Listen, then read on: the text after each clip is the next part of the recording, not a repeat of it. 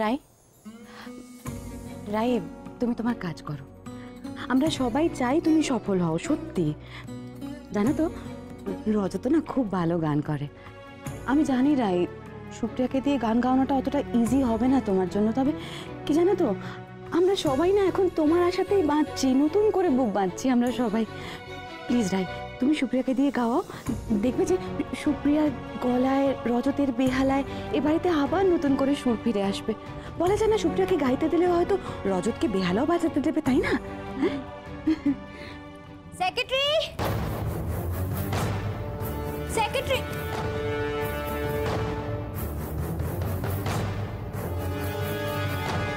তুমি এ ঘরে কি করছো?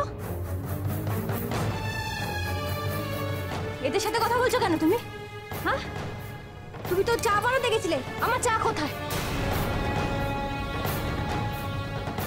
তুমি এ ঘরে দাঁড়িয়ে এদের সাথে কথা বলছো? বেশ ঠিক আছে, থাকো তুমি এদের সাথে থাকো, এদের সাথেই কথা বলো। আজ থেকে তুমি আমার সেক্রেটারি নও।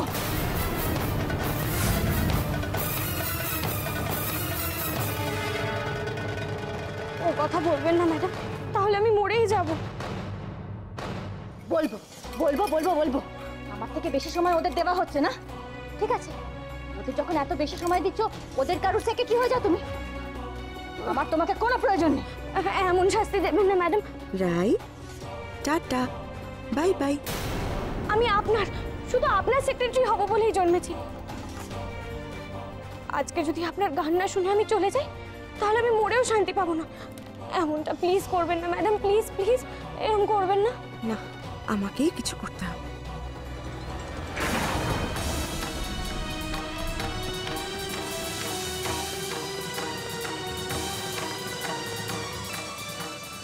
ম্যাডাম প্লিজ আমাকে আপনার গানটা শুনতে দিন। দেব না, শুনতে দেব না, আমি দেব না, দেব না, দেব না। চুপ, আস্তে আস্তে। বিকেলে গান গাইতে হবে, যদি গলাটা ভেঙে যায়। ভাঙা গলার গান শুনে কি রজতবাবু ইমপ্রেসড হবেন?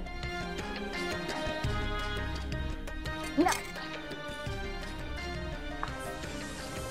আস্তে আস্তে কথা, আস্তে আস্তে কথা, একদম আস্তে, না বললে আরো ভালো।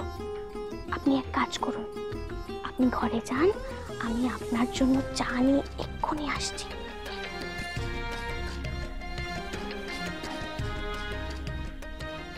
সুপ্রিয়া,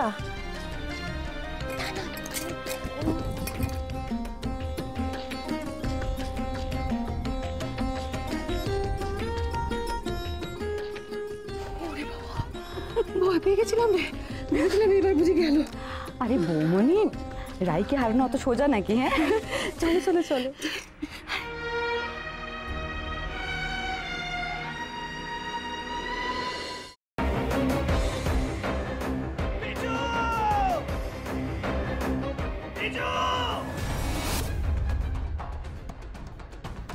কি করে করতে পারলে তুই? ও তোর বৌদি হয়, তুই আমার ভাই হোস।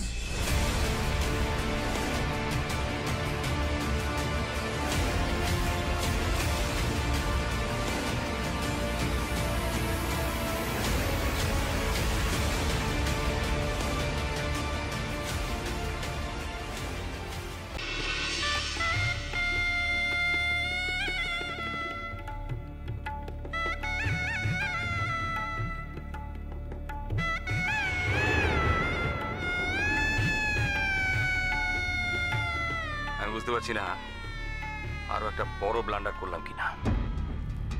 কি বড় মামু? আমি ওদের 20 লাখ টাকা দিয়ে দিয়েছি। সে কি কথা? কেন?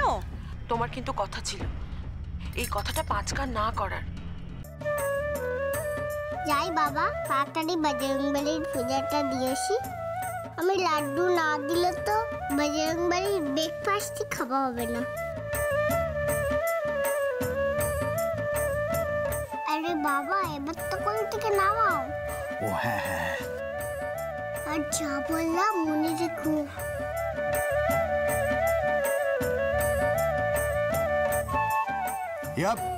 ইয়া সাবধানে সাবধানে দেখে। বড়রা তো আমরা চেষ্টা করছি যাতে ওকে যত তাড়াতাড়ি সম্ভব। জোর দিয়ে বলতে পারেন কি ওকে জীবিত অবস্থায় পাওয়া যাবে?